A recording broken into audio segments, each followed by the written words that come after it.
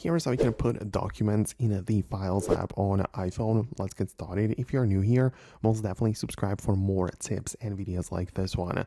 So obviously the Apple Files app is the built-in file browser, which contains every single file type. I mean, it definitely supports like Word document or PDFs or anything else. But in order to move stuff in here, we have to know where the file is originally. Most likely it is part of your email, right? That is like a very common scenario where somebody sends a message containing some sort of attachment and we want to save that. We want to put those documents in the files, right? So you're just going to locate it as such.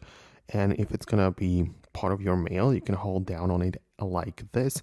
And usually you want to pay attention to the Save to Files button, right? Because you can see it is right there when I hold it down on the attachment right away. So when I click on this, it's going to pull up the files interface and I can decide where specifically I can put the thing, right? The PDF. So I can create a new folder or put it into an existing one. It does not really matter because I'm just moving it into the file browser. Or if you do not see the save to files right away, just click on a share.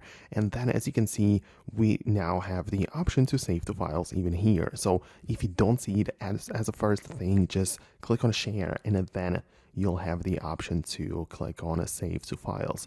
And it kind of works like that for other places too, most notably the photos as well. Like when you open up the Photos app, click on share, you can as well see the save to files button. And this does exactly the same thing where it moves something which you have stored on your phone in a different apps into the Files app. So that is the general blueprint behind that.